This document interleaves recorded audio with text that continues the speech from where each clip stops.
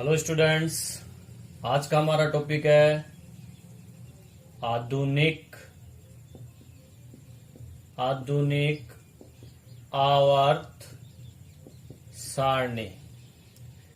पिछले पार्ट्स में हमने बात किया था डोबेराइनर, केत्रिक, न्यूलैंड का अष्टक नियम, लोथरमेयर का ग्राफ।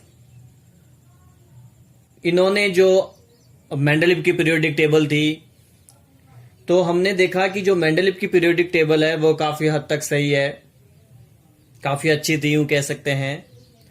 बाकी उससे पहले जिन्होंने भी तत्वों का वर्गीकरण किया उन आवर्त सारणी का कोई महत्व नहीं रहा, परंतु मेंडलीव की आवर्त सारणी काफी अच्छी थी, जिससे कि थोड़ा सा मॉडिफाई करके उसमें थोड़ा परिवर्तन करके आधुनिक आवर्त सारणी बनाई गई। आधुनिक आवर्त सारणी जो है 1913 के अंदर हेनरी मोजले ने बनाई थी। यानी कि आधुनिक आवर्त सारणी के अंदर तत्वों का जो वर्गीकरण किया वो हेनरी मोजले ने किया 1913 में। सबसे इंपॉर्टेंट बात जो है हेनरी मोजले की, अभी तक जितना भी वर्गीकरण हुआ वो वर्गीकरण हुआ था परमाणु द्रव्यमान के आधार पर हेनरी मोजले ने जो तत्वों का वर्गीकरण किया वो किया परमाणु क्रमांक के आधार पर। अब परमाणु क्रमांक क्या है? परमाणु क्रमांक का मतलब है परमाणु के अंदर प्रोटॉन की संख्या। यानी अगर परमाणु के अंदर प्रोटॉन की संख्या 5 है तो उसका परमाणु क्रमांक भी क्या होगा? 5 होगा। 6 है तो उसका परमाणु क्रमांक भी 6 होगा। तो हेनरी मोजले ने जो वर्गीकरण किया वो परमाणु क्रमांक के आधार पर किया। तो इसी वजह से ये आधुनिक आवर्त सारणी काफी हद तक सही बैठी। आपको ये तो समझ में आ गया कि परमाणु क्रमांक क्या होता है। परमाणु क्रमांक होता है प्रोटॉनों की संख्या, किसी भी परमाणु के अंदर उपस्थित प्रोटॉनों की संख्या। प्रोटॉन कहां होते हैं? नाभिक में होते हैं। और इलेक्ट्रॉन कहां होते हैं? कक्षा में चक्कर लगाते हैं। एक उदासीन परमाणु की अगर बात करें तो उदासीन परमाणु के अंदर प्रोटॉन और इलेक्ट्रॉन दोनों क्या होते हैं? इक्वल होते हैं, बराबर होते हैं। उदासीन परमाणु जिसने ना तो कोई इलेक्ट्रॉन दिया है ना ही कोई इलेक्ट्रॉन लिया है, ये उदासीन परमाणु होता है। तो उसमें प्रोटॉन और इलेक्ट्रॉन की संख्या बराबर होती है। अब प्रोटॉन की संख्या को ही क्या बोला गया? परमाणु क्रमांक बोला गया। और इसी आधार पर हेनरी मोजले ने तत्वों का वर्गीकरण किया। अब हम बात करने वाले, चलो हमें यह समझ में आ गया कि हेनरी मोजले ने परमाणु क्रमांक को ध्यान में रख के तत्वों का वर्गीकरण किया। अब हम बात करेंगे कि आधुनिक जो आवर्त सारणी है उसका नियम क्या है, आधुनिक आवर्त सारणी का। ठीक है, जैसा कि हमने मेंडलीव की जो आवर्त सारणी थी उसमें बात की थी कि तत्वों के भौतिक और रासायनिक गुणधर्म उनके परमाणु द्रव्यमान के आवर्ती फलन होते हैं। सेम यही नियम आधुनिक आवर्त सारणी का है, बस फर्क इतना सा है। नियम क्या है? देखिए नियम क्या है आधुनिक आवर्त सारणी का। आधुनिक आवर्त सारणी का नियम है तत्वों के भौतिक व रासायनिक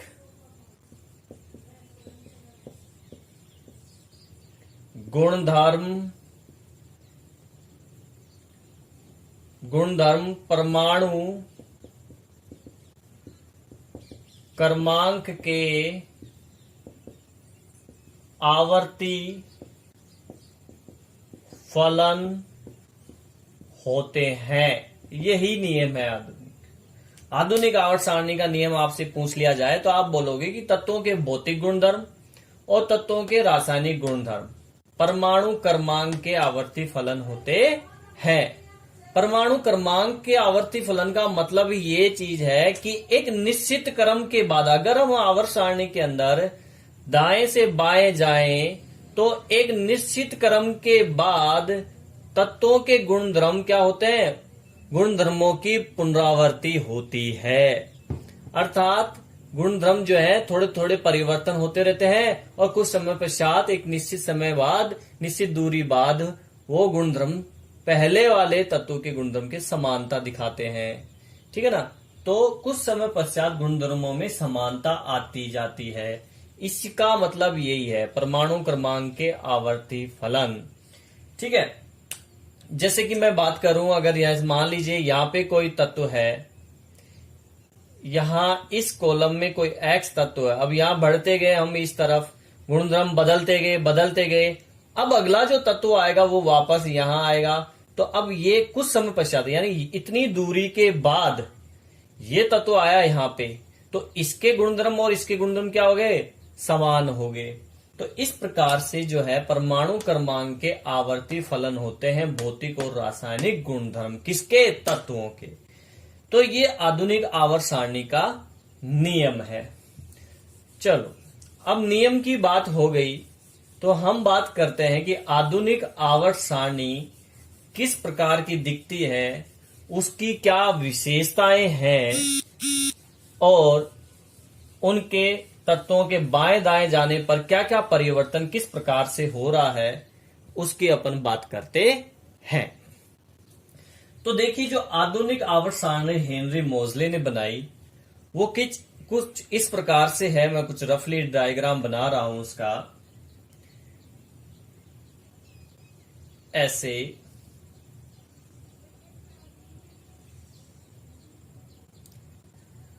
यहां पे ये फर्स्ट ग्रुप है जिसमें अपन को 7 कॉलम बनाने हैं, यानी कि 1 2 3 4 5 6 7।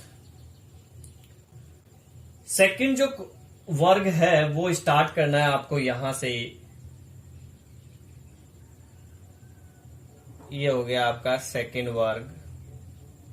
आगे बढ़ा दो इसको, ये लीजिए।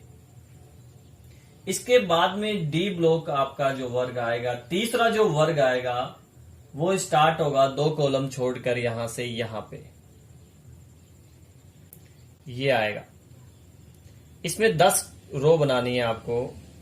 1 2 3 4 5 6 7 8 9 और 10। आगे बढ़ा दो इन लाइनों को। ठीक है। अब आता है पी ब्लॉक। तो देखिए, इसमें आपको 6 कॉलम बनाने हैं और यही इसी की सिद्ध में स्टार्ट करना है यहां से। मतलब ये 1 2 3 4 5 और 6। ये लीजिए, कुछ रफली अपन ने आवर्त सारणी बना ली है। ये रफली आवर्त सारणी अपन ने कुछ बना ली है। ऐसी दिखती है आवर्त सारणी। और एक कॉलम यहां पे ऊपर बढ़ा दो। यहां पे 2 अलग से कॉलम रखे गए हैं।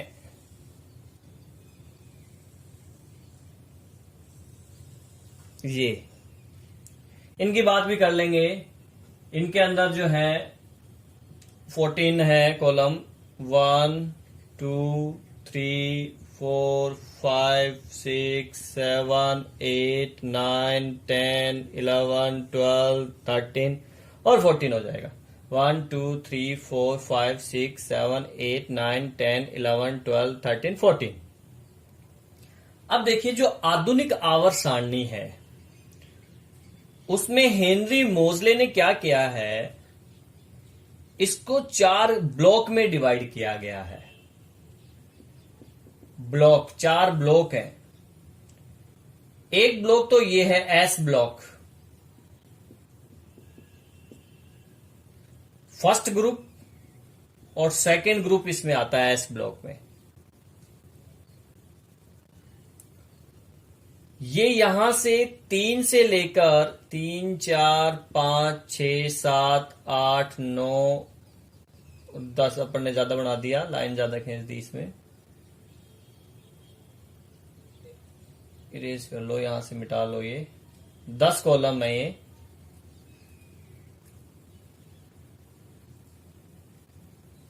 ये 10 कॉलम जो है डी ब्लॉक के हैं, इसको बोलते हैं डी ब्लॉक। और यहां 11 12 13 14 15 16, इसमें कम पड़ गए, 13 से 12 से है ना, ये 3 से स्टार्ट हुआ तो 10 कॉलम आएंगे ना इसमें, ठीक था। ये आ जाएगा अपना 10,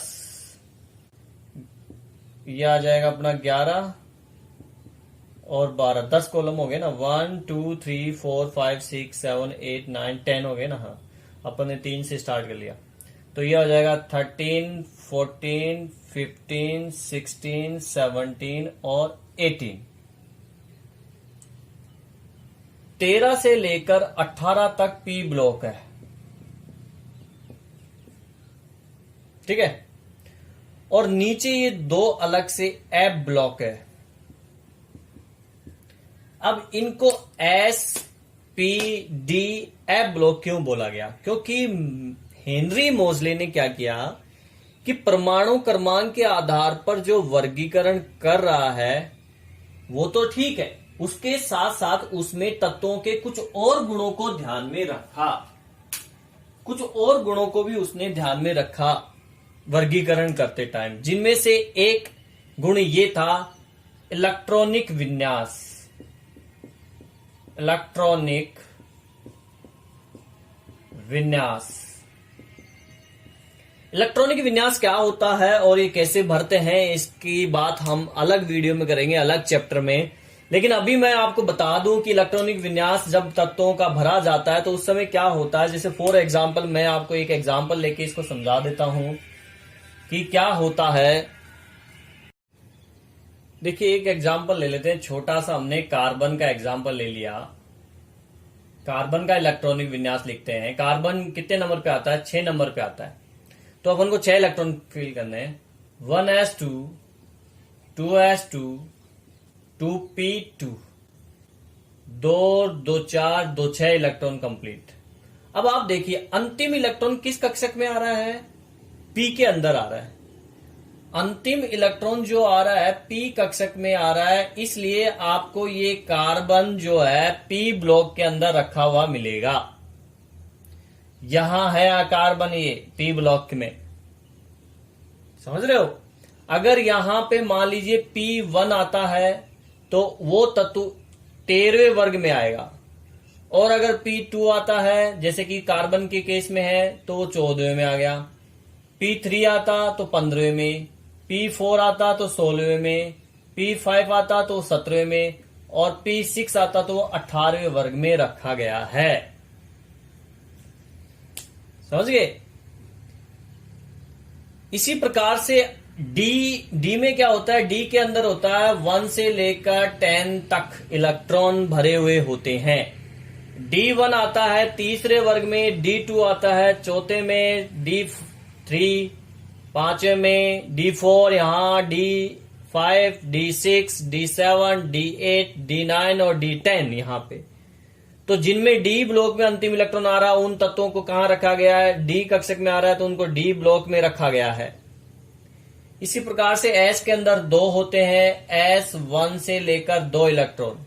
तो S1 आएगा इस फर्स्ट वर्ग में और S2 आएगा इस सेकंड वर्ग में। इसी वजह से S ब्लॉक के अंदर 2 वर्ग आते हैं, और डी के अंदर मैक्सिमम 10 इलेक्ट्रॉन भरे जा सकते हैं, इसलिए डी ब्लॉक में 10 वर्ग आते हैं। और पी के अंदर मैक्सिमम 6 इलेक्ट्रॉन भरे जाते हैं, इसलिए पी ब्लॉक के अंदर 6 वर्ग आते हैं। तो टोटल वर्ग कितने हो गए आधुनिक आवर्त सारणी के अंदर? वर्ग या समूह बोल दीजिए, इनकी संख्या हो गई 18। ठीक है। और आवर्त की बात करें तो ये जो नंबर है ना फ्रंट में, यहां पे ये 2, ठीक है ना, ये 1 भी हो सकता है, 2 भी हो सकता है, किसी में 3 होगा, किसी में 4 होगा, किसी में 5, किसी में 6, किसी में 7 होगा। 7 तक है फिलहाल। तो उस आधार पर ये बनाया गया है, ये 1 2 3 4 5 6 7। और ये जो 37 लाइनें हैं, आडी जो लाइनें हैं, ये कितनी है? 7 है। इनको बोलते हैं आवर्त। क्या बोलते हैं इनको? आवर्त। और इनकी संख्या है 7। तो आपसे पूछ लिया जाए कि आधुनिक आवर्त सारणी के अंदर वर्ग कितने हैं, तो आप बोलोगे 18। और आवर्त कितनी है, तो आप बोलोगे 7। यानी जो 37 लाइनें हैं उनको आवर्त कहते हैं, जिनकी संख्या 7 है। और जो ऊर्ध्वाधर लाइनें हैं, खड़ी लाइनें हैं, इनको वर्ग या समूह कहते हैं, इनकी संख्या 18 है।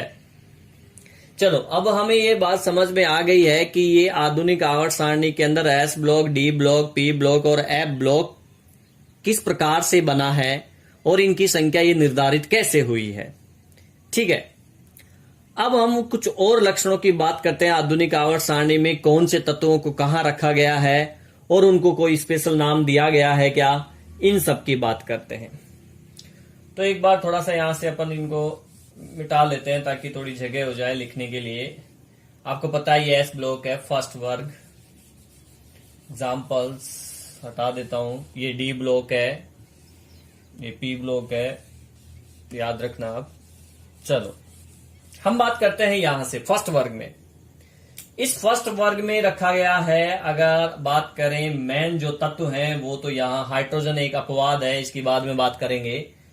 ठीक है ना, ये यहां पे हो भी सकता है और नहीं भी हो सकता, तो मैंने यहां रख दिया हाइड्रोजन को। यहां पे आता है आपका लिथियम, यहां पे आता है सोडियम, यहां पे आएगा पोटेशियम, यहां पे आएगा रुबिडियम, ये है आपका सीजियम, और यहां पे फ्रेंसियम। ये फर्स्ट वर्ग है, एस ब्लॉक फर्स्ट वर्ग। ठीक है। इसको क्या बोलते हैं? इस वर्ग को बोलते हैं सार धातुएं या सार्य धातुएं। अब सवाल ये उठता है कि इस फर्स्ट वर्ग के तत्वों को सार धातुएं क्यों बोलते हैं। पहले तो मैं इसको याद करने की ट्रिक बता देता हूं आपको। है ली ना करे रब से फरियाद, ठीक है ना, है ली ना करे रब से फरियाद। हाइड्रोजन, हीलियम, सोडियम, वो lithium, sodium, potassium, rubidium, caesium और फ्रेंसियम।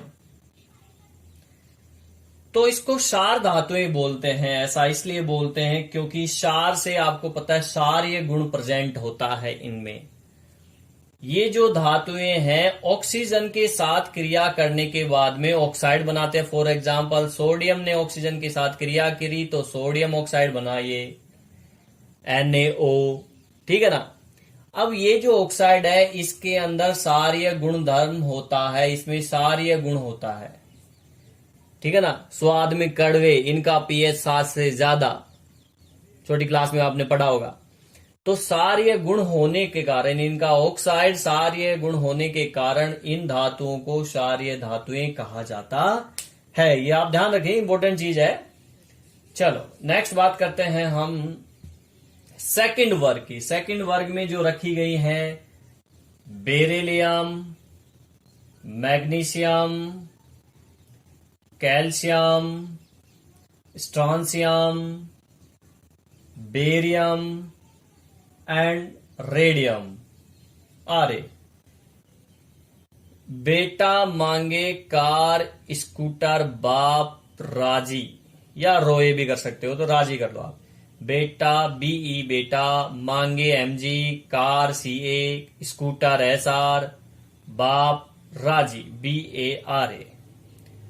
तो ये सेकंड वर्ग है। सेकंड वर्ग इनको बोलते हैं क्षारीय मृदा धातुएं, मृदा लग गया बीच में, क्षारीय मृदा धातुएं, अर्थात इनमें इनके जो ऑक्साइड होते हैं उनमें भी कौन सा गुण होता है? क्षारीय गुण होता है। फिर भी मृदा का क्या रोल है? मृदा का रोल यही है कि इनके जो ऑक्साइड है, जैसे फॉर एग्जांपल मैग्नीशियम ऑक्साइड, ठीक है ना, अब ये क्षारीय गुण प्रदर्शित करता है और ये मृदा में उपस्थित होते हैं। भूपृष्ठ जिसको बोलते हैं, यानी भूमि का जो ऊपरी भाग है उसके अंदर ये ऑक्साइड, सेकंड ग्रुप की जो धातुएं हैं, इनके ऑक्साइड प्रेजेंट होते हैं, पाए जाते हैं और उनका गुण क्षारीय है, इसलिए इनको क्षारीय मृदा धातुएं कहा जाता है। क्लियर? चलो नेक्स्ट बात करते हैं, ये जो 13 से लेकर 12 तक डी ब्लॉक है, आपको बता वर्ग नंबर 13 से 12 तक जो है डी ब्लॉक है। अगर इनके प्रथम तत्वों की बात करें तो यहां पे स्कैंडियम, मैं पूरे नहीं बताने वाला हूं, पर फर्स्ट तत्व बताऊंगा, आप आउट सारणी में देख लीजिए।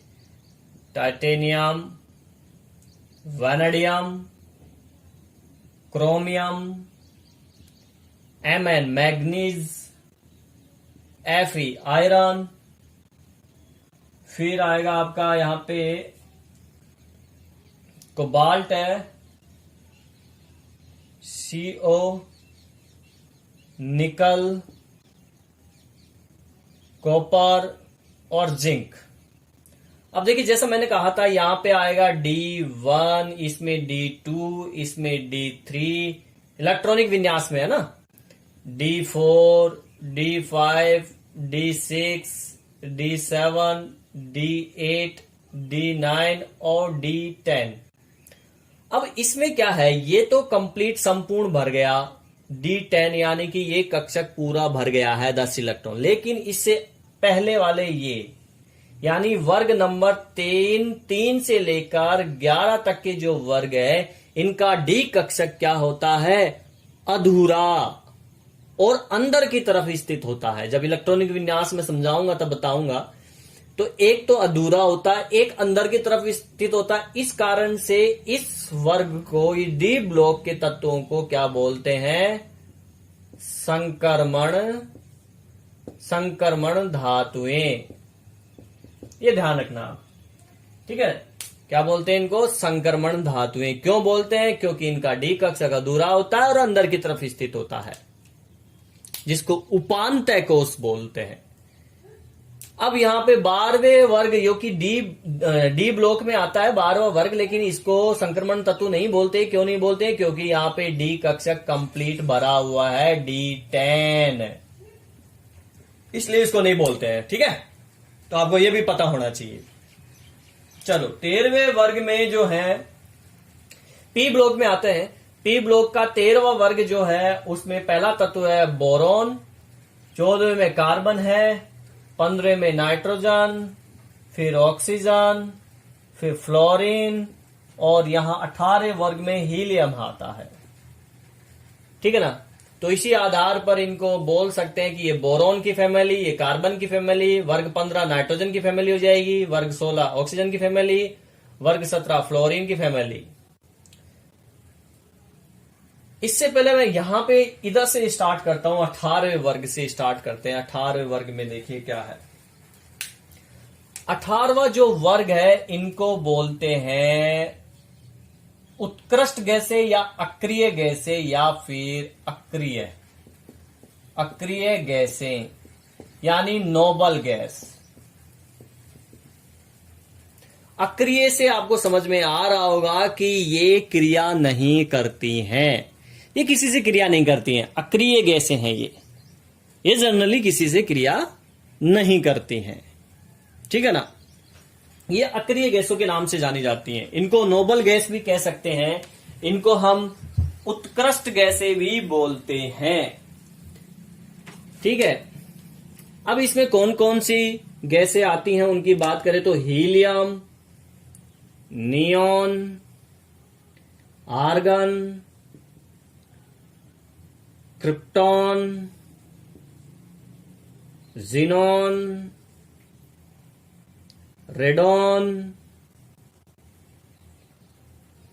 एक कॉलम कम बनाया अपन ने, जाए 1 2 3 4 5 6 7 हो गया, और एक वहां लगा दिया एक्स्ट्रा अपन ने, 1 2 3 4 5 6 7, तो ये ऊपर चला गया, लाइनें एक कम आ गई अपने पास, एक लाइन यहाँ पे आएगी, ये यूं आएगी। अब ठीक है, देखो 1 ये हो जाएगा, 1 2 3 4 5 6 7 हो गया, एक लाइन यहाँ पे, ठीक है ना। तो ये आ जाएगा आपका ऊपर नीचे थोड़ा सा, यहाँ पे आ जाएगा आपका नियॉन, आर्गन, शायद डाल लेते हैं इसमें। तो देखिए यहाँ आ जाएगा आपका हीलियम, नियॉन आ गया, आर्गन, यहाँ आ जाएगा क्रिप्टॉन, यहाँ आ जाएगा जीनॉन, यहाँ आ जाएगा रेडॉन, और एक 118 नंबर का तत्व है यू ओ। इनके नाम भी मैं आपको बताऊंगा, आईयूपीसी नेम कैसे दिया जाता है, ये यू प्रतीक कैसे बना। तो मोस्टली अक्रिय गैसें आपकी होगी हरभजन, नहरा, अगर, कर, जीरो, रन, आउट। ओ से याद रखें, आउट, ओ यू उल्टा चलो, ओ यू। Harbhajan H E, Nehra N E, cricketer है ये, अगर कर ए आर, अगर कर zero X E, run out. ये नोबल गैसें हैं, अक्रिय गैसें बोलते हैं। इनका पी कक्षक पूरा भरा हुआ रहता है, P6, इसलिए किसी से क्रिया नहीं करती, ना तो इलेक्ट्रॉन देती है ना लेती है, इसलिए इनको अक्रिय गैस कहा गया। चलो बात करते हैं 17वें वर्ग की। 17वां वर्ग फ्लोरीन, इसमें आता है फ्लोरीन, क्लोरीन, ब्रोमीन, आयोडीन, यहां तक तो हैलोजेंस कहलाती हैं। इसके नीचे दो अलग से तत्व हैं, AT और US। हम बात करें केवल 17वें वर्ग के तत्वों की, फ्लोरीन, क्लोरीन, ब्रोमीन और आयोडीन, इनको बोलते हैं, 17वें वर्ग के तत्वों को बोलते हैं हैलोजन। हैलोजन बोलते हैं इनको। अब सवाल यह है कि इनको हैलोजन क्यों बोलते हैं। तो हैलोजन एक ग्रीक भाषा का शब्द है, ग्रीक भाषा का, और इसका मतलब होता है लवण। लवण यानी नमक, लवण, खारा। तो ये जो 17वें वर्ग के जो तत्व हैं, ये क्या करते हैं कि क्षार धातु और क्षारीय मृदा धातु यानी फर्स्ट वर्ग और सेकंड वर्ग के तत्वों से क्रिया करके लवण बनाते हैं, जैसे कि NaCl। अब Na तो क्या हो गया, क्षार धातु, और Cl क्या हो गया, 17वें वर्ग का ये रहा। तो ये NaCl क्या है, नमक होता है, सोडियम क्लोराइड। तो इसी वजह से ये लवण बनाते हैं, इसलिए इसको हैलोजन बोलते हैं। ठीक है, नेक्स्ट अपन बात करते हैं 16वां वर्ग, ऑक्सीजन फैमिली। ऑक्सीजन फैमिली में ऑक्सीजन आता है, सल्फर है, सेलेनियम है, ऐसी टेलोरियम है, Te, पोलेनियम है, Po और UH। 16वें वर्ग के तत्वों को बोला जाता है चैल्कोजन। यहां लिख देते हैं चैल्कोजन। अब सवाल यह है कि इनको चैल्कोजन क्यों बोलते हैं। तो इनको इसलिए बोलते हैं, ये भी ग्रीक भाषा का वर्ड है, और चैल्कोजन को ग्रीक भाषा में मतलब होता है अयस्क। अयस्क क्या होते हैं, जो खानों में खोद कर निकालते हैं, जिनको फिर उनका शुद्धिकरण करके उनमें से विभिन्न प्रकार के तत्व शुद्ध किए जाते हैं। तो उनको अशुद्धियों के साथ जब वो होते हैं तो उनको अयस्क बोला जाता है। भाई शुद्ध होने के बाद में तो वो तत्व कहलाएगा ना, कौन सा तत्व, जैसे लोहा, तांबा, कॉपर, जिंक, जो भी है। लेकिन जब वो अशुद्धियों के साथ उपस्थित होता है और फैक्ट्रियों में लाया जाता है खानों से निकालकर, तो उस चीज को हम बोलते हैं अयस्क। तो चैल्कोजन का मतलब अयस्क होता है, और ज्यादातर जो अयस्क बनते हैं वो ऑक्सीजन और सल्फर उसमें उपस्थित होता है। यानी कि वो जो अयस्क हैं वो या तो होते हैं ऑक्साइड वाले ऑक्सीजन, या फिर होते हैं सल्फाइड वाले सल्फर। इस वजह से इनको चैल्कोजन बोला गया है। 15 वर्ग nitrogen family, nitrogen, phosphorus. Next phosphorus, arsenic AS, antimony SB, फिर बिस्मिथ BI, और UUP। 15 वर्ग के जो तत्व हैं इनका नाम है निकोजन।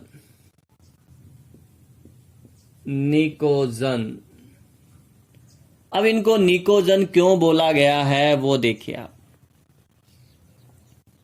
निकोजन क्यों कहते हैं इनको, क्यों नाम पड़ा इनका निकोजन? देखिए, निकोजन का मतलब होता है, ये भी ग्रीक भाषा का शब्द है, और निकोजन का ग्रीक भाषा में होता है दम घुटना। दम घोटू।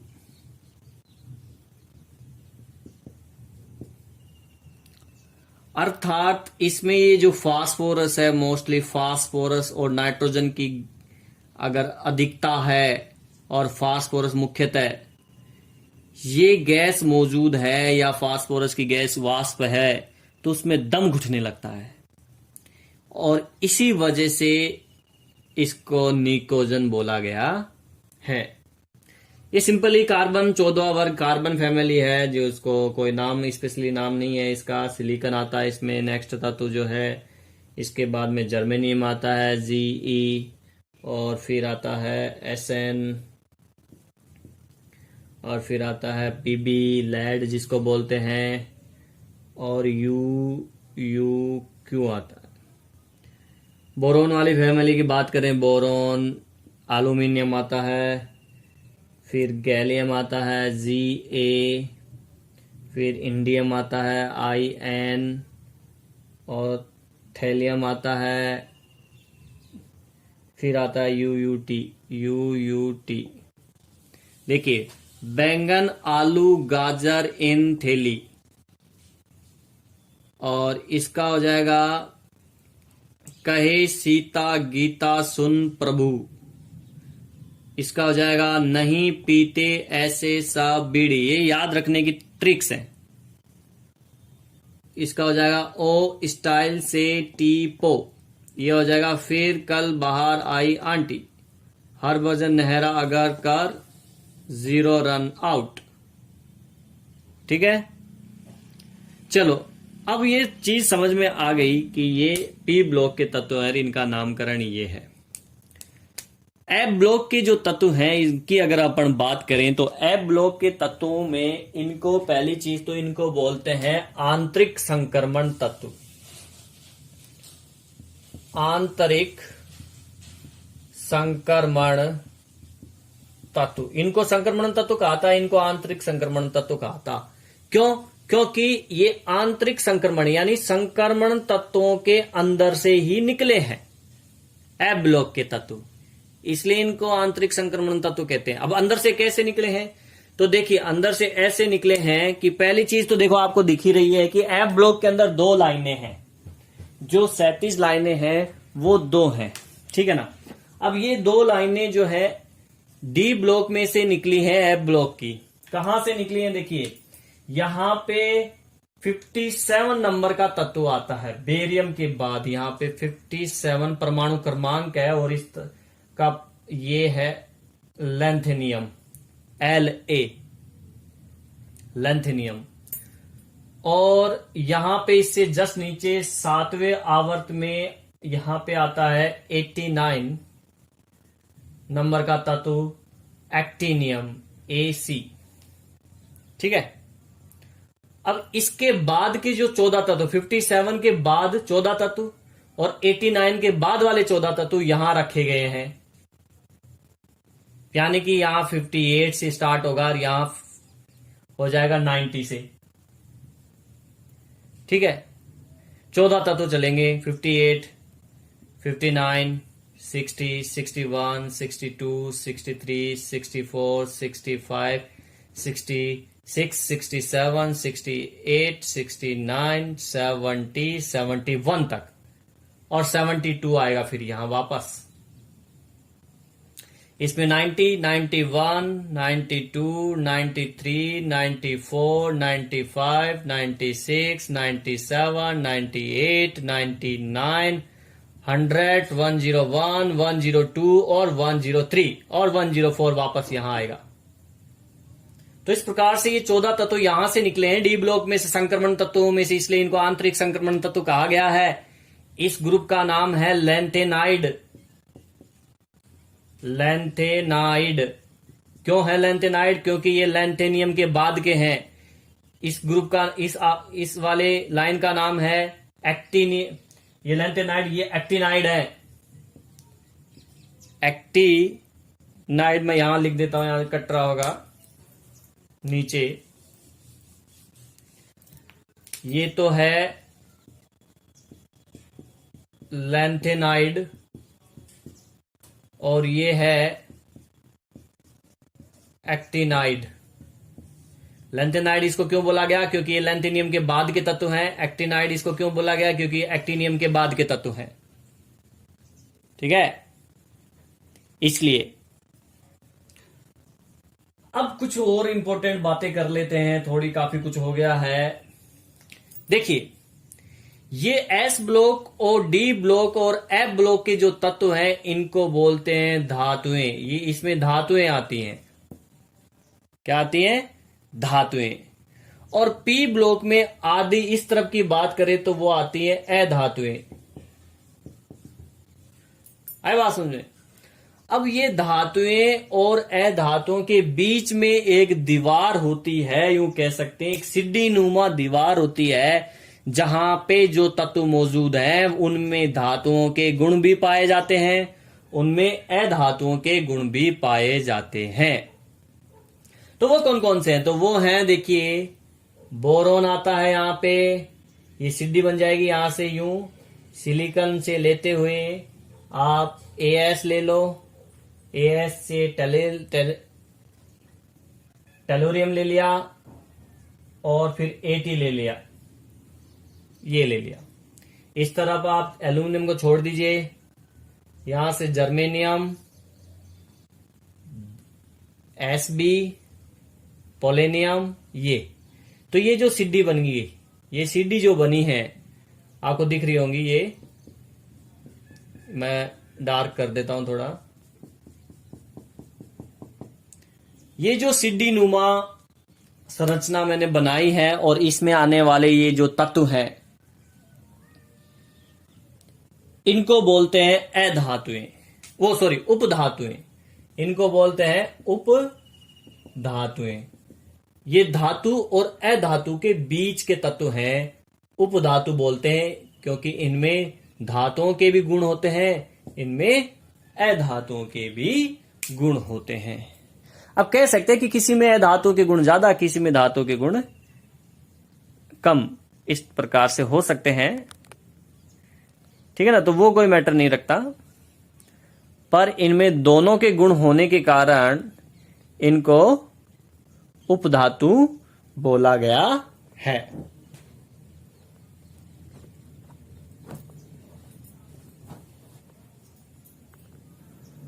चलो नेक्स्ट बात करते हैं। एक बार आप इस बुक में भी देख सकते हैं, ये वर्ग है, ये वर्ग है 1, 2 से लेकर 18 तक 18 वर्ग। ये आवर्त है 7। ये फर्स्ट वर्ग है सार धातुएं, ये सारे मर्दा धातुएं, ये संक्रमण तत्व। यहां पे ये 18 वर्ग को हम बोलते हैं अक्रिय गैस, नोबल गैस। 17वां वर्ग हैलोजन, 16वां वर्ग चैल्कोजन, 15 निकोजन, और ये जो सीढ़ी मैंने अभी बताया आपको, सीढ़ी नुमा संरचना में जो तत्व आ रहे हैं ये उपधातुएं हैं, इनमें धातु और अधातुओं के गुण होते हैं। ये लैंथेनियम के बाद के तत्व लैंथेनाइड, ये एक्टिनियम के बाद के तत्व एक्टिनाइड। 14 तत्व हैं, 14 संख्या इनकी। इनको आंतरिक संक्रमण तत्व कहा जाता है क्योंकि ये संक्रमण तत्वों से ही निकले हैं। ठीक है, अब हम बात करने वाले हैं, ये आवर्त सारणी आप थोड़ा सा माइंड में रखें क्योंकि अब मैं जब इसकी सीमाओं की बात करूंगा तो ये पूरी आवर्त सारणी नहीं बनाऊंगा, मैं थोड़ा एक खाका बनाकर ही इसको समझाऊंगा। तो हम नेक्स्ट टॉपिक में अब यही बात करने वाले हैं, आधुनिक आवर्त सारणी की सीमाएं, क्या कमियां हैं। आधुनिक आवर्त सारणी में भी कमियां हैं, तो उन्हीं की बात करते हैं अपन।